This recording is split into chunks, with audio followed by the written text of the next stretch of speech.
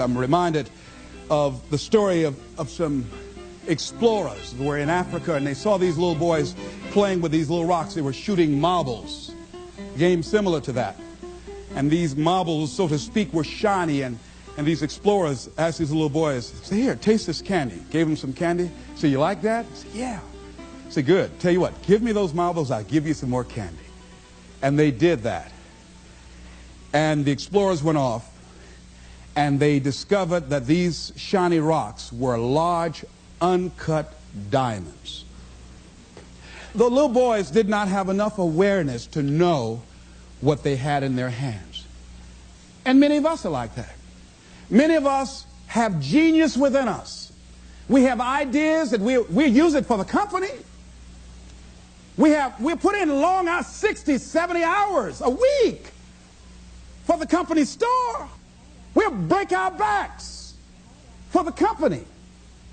But when it comes to us, when it comes to using our genius in our own behalf, taking a chance with our own creativeness, acting on our own dreams and ideas, somewhere along the line we get paralyzed. We find some reason not to do it. Oh, I did that. I'm not as good as they are. I don't have their education. I felt inferior because I never had a college education. So I felt inferior. I thought people with college education were the most intelligent people in the world. And I felt inferior and intimidated by them. So I wouldn't want to speak before people that had more education than I did. Why? Come on, Les, you can do that. Oh, no, I can't. Les, you're a good speaker, man. You can just communicate with people, period. Well, I'm not, there's just some things I just don't know. And can I pass? Get somebody else. I got a friend, man. This guy has a master's degree. He's real good. Get him. But I'm not the one to come speak to that group. See, I didn't know what I had in my hands. And fortunately, I had somebody around me who saw what I had and was willing to work with me until I could see it too. See, that's what many times we have to have. Somebody could look beyond our faults and see our needs. And hold that vision until we are able to capture that vision ourselves. How do we handle some fears? I was talking with my friend Pat Johnson, who's the president of Begin Within seminars. Think about some major fear you have. Here's one thing she said, which is good. She said, Les, if you got a real major fear, she said, take a deep breath and see yourself strong enough and more than able to handle that fear, whatever it is. Everybody take a deep breath. Whatever that fear is, just feel that you have the strength and the power and the capacity to handle it. Another friend of mine named Ron Weiner, he says, when I'm confronted with a fear, I just practice the art of looking beyond the fear. I go behind it and see it already completed, see it already resolved. And then I carry myself accordingly as if it already is taken care of. That dispels the fear for me. Another friend of mine by the name of Jack Wilson said, when I experience fear, I think about when I was in Vietnam and what I handled back then, and I look at what I'm dealing with right now. And the fact that I survived that, the fact that I had other kinds of situations that were close calls, or that I was overwhelmed with fear, and I came through it, then I look at this and says, this is nothing here. And we've all had that experience, what Jack had. How many of you had some situations that you were in that you were overwhelmed with fear? You didn't know how you're going to come out, how you're going to survive, and you did. You survived and you didn't die. Raise your hand if you survived, all right? So what you got to do, whatever that was, whatever that state of consciousness, whatever that self-confidence that you had, however you stood up within yourself, here's what we know. You survived. Here's what we know. You're still here. You didn't die. Hello, you did not die. You didn't die. You hear that? You didn't die. You're here right now. You got it and you handled that fear. You kicked it out of there. All right? Remember that play Color Purple? I remember when Albert told the girl she couldn't go with Sure. He said, where you going? This girl had been wanting all her life live her dream. But she was afraid. She felt incompetent, and he had beaten her down, and her self-esteem had eroded. He said, where you going? You can't talk. Sure can talk. You ugly. You dumb. Sure got class. You ain't got nothing. Where you going? You ain't going to make it. You're going to fail. She said, look here. I might be ugly. I might be dumb. I might can't talk. She said, but I'm still here.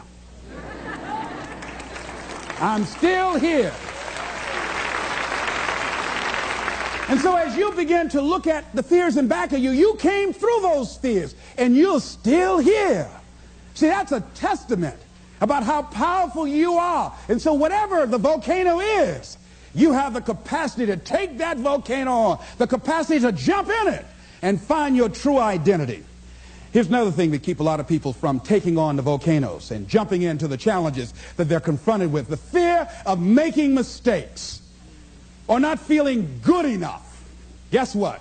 You're going to make some mistakes. You're going to make a lot of mistakes. Guy said this, and it's true. He said, the person who has never made a mistake hasn't done anything. If you're going to make some mistakes, if you want to do something out here,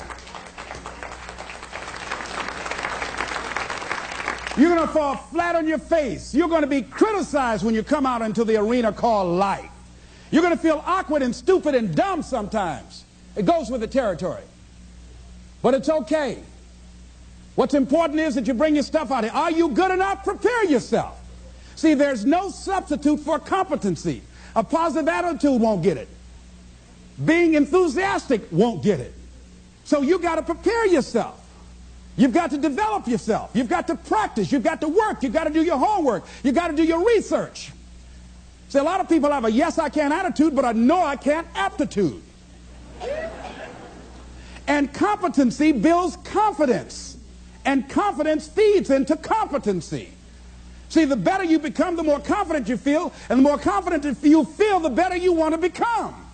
You realize that you have no ceiling. That you can better whatever you've done so far. You can go beyond that. You don't become cocky and arrogant, feeling that you've already arrived, as most people have. And that's why they've settled for less than what they rightly deserve in life. Because they feel they have arrived, and they say, well, I can rest now. I can rest on my laurels now. I've made it. No. As long as you're breathing, you've got some more work to do. There's something else for you to achieve. The publisher of USA Today said that unless you've made some major mistakes in life, you haven't started living yet. So a lot of people, if you've never made any major blunders, made some major mistakes, lost some serious money, taken some serious risk, you haven't started living yet. You don't call that living. Not rocking the boat, going through life quietly, tiptoeing safely to an early grave. No. You got to take some chances. You want to bring some adventure to your life. Repeat after me, please. I will develop myself. Sharpen my skills. I'm good. Better than good. And better than most. Shake somebody's hand on your right and left and say, keep getting better. Keep getting better. All right? Keep getting better. Keep getting better. Here's something else. See, a lot of people, because they don't want to make any mistakes, it takes us to the next level. A lot of people don't want to fail. Fear of failure, fear of success, and guess what else? Fear of the unknown. I saw a guy last week, came up to visit me, haven't seen him for years. Bob Boyd from Columbus, Ohio. Bob Boyd introduced me to motivational tapes. Introduced me to a lot of motivational speakers and positive thinking, and a multi-level marketing company at that time called Bestline Products had an inspirational leader named Bill Bailey. Jim Rohn was in that as well. And so Bob Boyd, that folded. But here's what about Bob Boyd. While I was interested in seeing Bob last week that drove up from Columbus. Bob Boyd, that I know has been involved, personally I know, and I've been involved in business deals with him. Bob has had at least 30 failures that I know. 30 business failures since I've known him, since 1972. Incredible. So I wanted to hear this deal that Bob was bringing me. Les, I've got to talk to you. So he came in the traditional Bob Boyd fashion. Hello, Les, how you doing? I said, fine, Bob. I wanted to know if Bob had lost in his fire, steam, had life beaten his dream out of him. Bob said, Les Brown, I've got a deal. You know, you get exposure to a lot of people. Man, I've got a deal. I'm thinking, does he want me to join Amway? What is this? Man, I've got something going. Man, this thing, man, Les, it's a money machine. I said, tell me about it, Bob. But here's what was going on in my mind. Bob didn't mention anything about all the losses, deals we'd lost some money on. It never came up in conversation. It was like, this is the first deal he ever brought me. I said, what courage. You know what Winston Churchill said? You know what Winston Churchill said about courage, Pat? He said, courage is the ability to go from failure to failure without losing enthusiasm.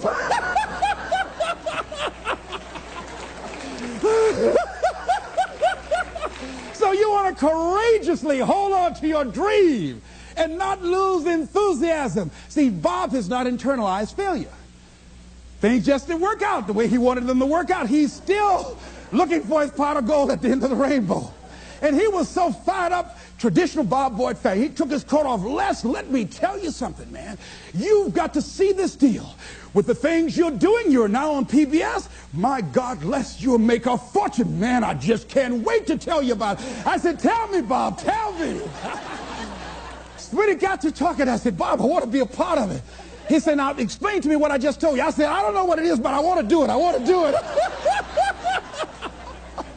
I didn't even know. I felt like the lady that was with Joe.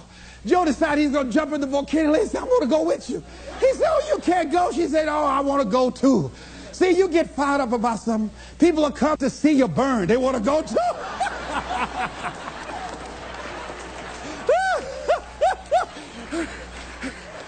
So I like the fact that Bob has not lost his fire. Bob is still hungry. Bob still sees his dream. Bob is still searching for a way to make it happen. He doesn't care about people talking about it. Man, he's never kept a job. Guy's had 15 or 20 different jobs, all these business deals. Bob has turned a deaf ear to that. You know, that's what you got to do if you want to conquer your volcano. A guy in Los Angeles, all over the front page of the newspaper, he just passed the bar after taking it 48 times.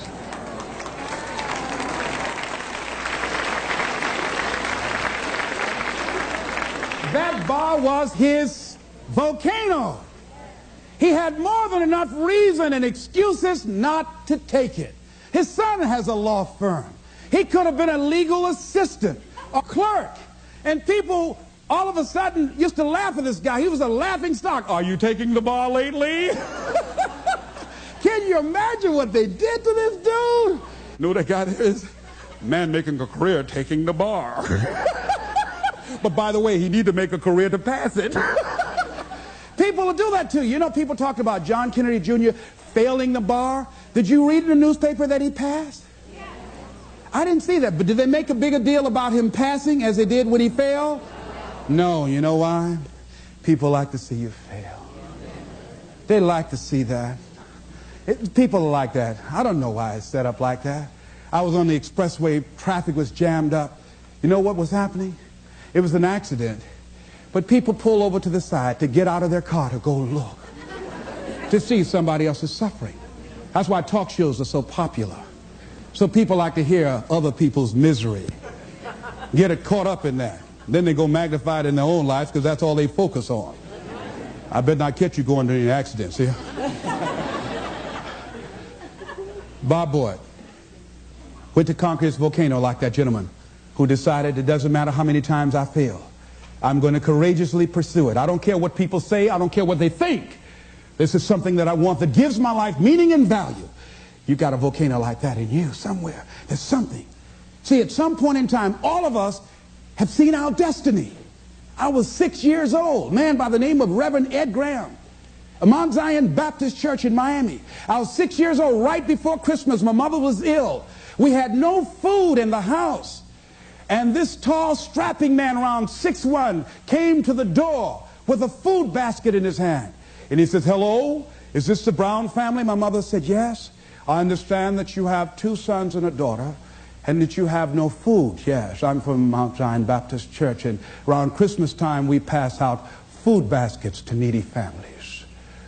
Take the basket in behalf of the church and have a nice Christmas.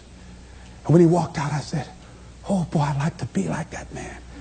And I went to his church and I used to watch him speak, and tall and powerful and dynamic speaker, such eloquence. One of his favorite people was the poet Kipling, who wrote, if you can keep your head when all about you are losing theirs and blaming it on you. What eloquence he had. And I said, oh, I would hunch Wesley. I said, Wesley, I'd like to be like Reverend Graham. Boy, he's powerful.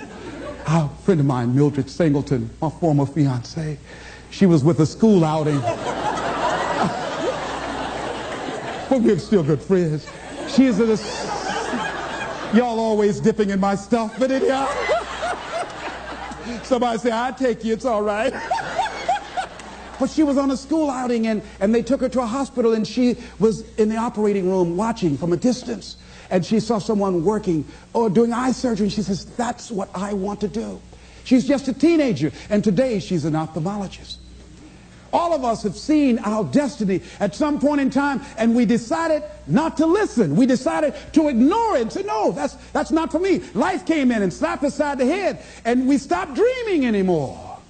Bigger Thomas said, the impulse to dream has been slowly beaten out of me through the experience of life. And that's what causes many of us to give up on our volcano. The experiences and the challenges, the defeats, the disappointments, and the failures of life. That we decide to prematurely throw in the towel on ourselves, or to sell out on our true potential, sell out on living our dreams, feeling that we're not good enough, not wanting to make any mistakes, particularly if you're raised with a great deal of criticism. So you've got to be willing to prepare yourself and do the best you can. Take your best shot and let the chips fall where they may. And so as you begin to look at people become afraid of success because they feel they're not good enough, they can't handle it, the responsibility is too big. I've been there. And when you feel that way, you begin to unconsciously work against yourself to make sure that you don't get it. You begin to sabotage your own potential in a variety of ways, through procrastinating, through not taking care of business, not giving reports on time, not spending your time wisely, squandering your time looking at a lot of idle television, or spend all your time lamenting and complaining about how bad things are, using your energy negatively rather than positively, complaining rather than producing. That's what we do when we're afraid of really making it. And when you're afraid of the unknown, when you're afraid to take that leap, when you're afraid to venture out there, that's a real challenge. I'm reminded about a little boy. Two little guys were out playing on some ice that was supposed to have been solid. And one of the little boys stepped on a thin area of the ice and fell in a hole. And as he began to start thrashing in the water, he began to move with the undercurrent to other areas of the ice, and his friend was there trying to help him, beating, hitting the ice, trying to save his friend. And he panicked, and he looked just a short distance away, and there was a tree, and he went and he ripped a branch off, and he came back trying to get his buddy out, and he just took the best he could and started scraping around the ice to make a circle. And when he did, he started beating on it and beating on it, and there all of a sudden the ice began to crumble, and he was able to pull his friend out to safety. When the paramedics finally got there, they saw what had happened, how thick the ice was. He saved the little boy's life, but what baffled them, they looked at the branch, and they looked at this little scrawny guy and said, how did he do this?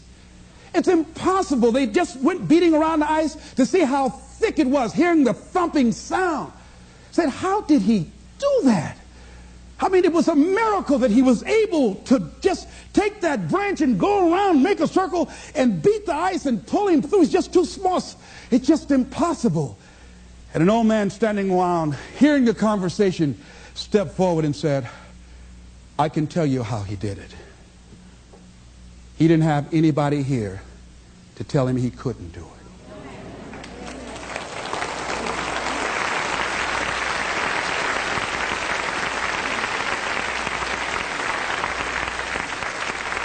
See, sometimes life will happen to you, like this little boy, and you won't have time to say no. You won't have time to think that you can't do it.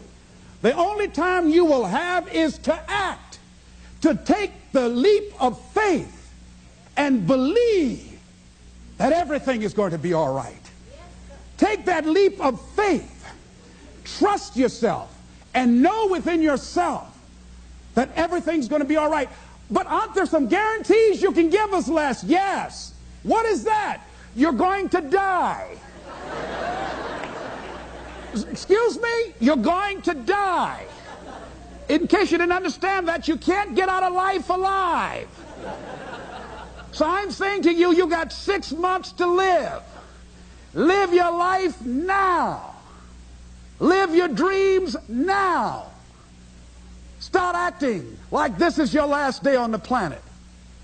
See, if we decide that we don't need a pronouncement from some physician to say we have 6 months to a year to live in order to really begin to appreciate the beauty of life, in order to really to make some hard decisions in life. See, we have the power in our hands. Like those little boys, we have that kind of power, that kind of genius, that kind of fortune, that kind of wealth, that kind of happiness, that kind of sense of fulfillment in our hands. We have that. We have that. It's in our hands. It's on us. And nobody can make that decision for us. We can give it away. We can give it to the company store for $400 or $500 a week. Or we can exchange it for how people think about us, how they feel about us, and go through life and resign ourselves to be miserable as we go to our graves, looking good for everybody else, except to ourselves. Or we can decide, hey, wait, this is the only life that I have. And that is my volcano. And I'm going to take the leap of faith. I'm going to jump in it. And I'm going to handle it because I know the universe will never give me anything I don't have the capacity to handle.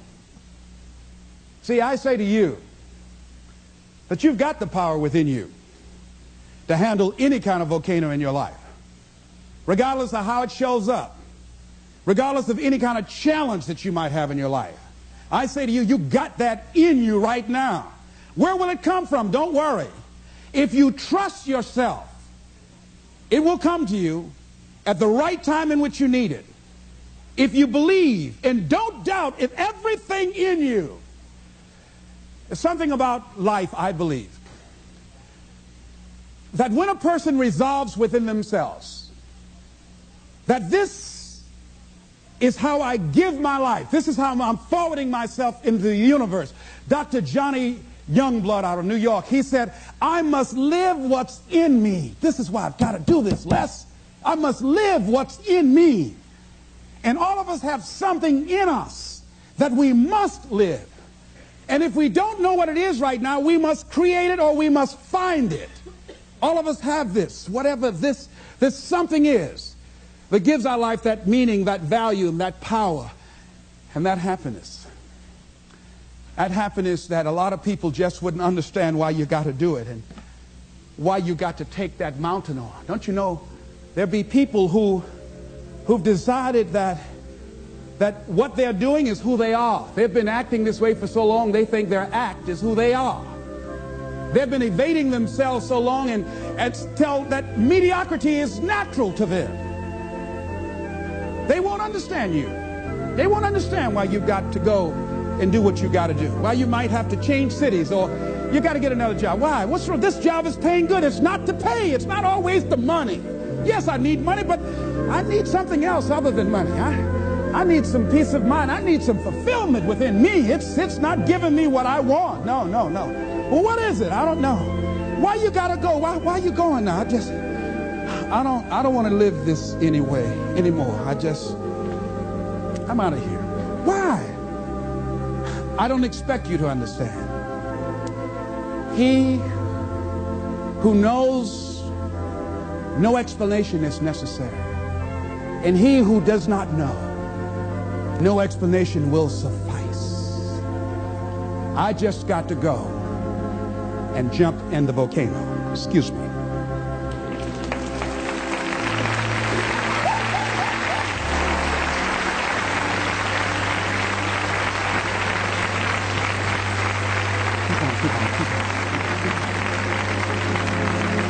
So I say, design your life so that it makes sense to you. It might not make sense to anybody else, but it makes sense to you.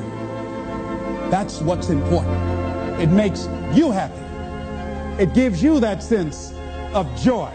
It brings back alive the little boy or the little girl in you. It helps you to have some special joy that other folk just won't understand. Go get your volcano. This is Mrs. Mamie Brown's baby boy, Leslie Calvin Brown, saying it's been a plum pleasing pleasure as well as a privilege. Thank y'all again.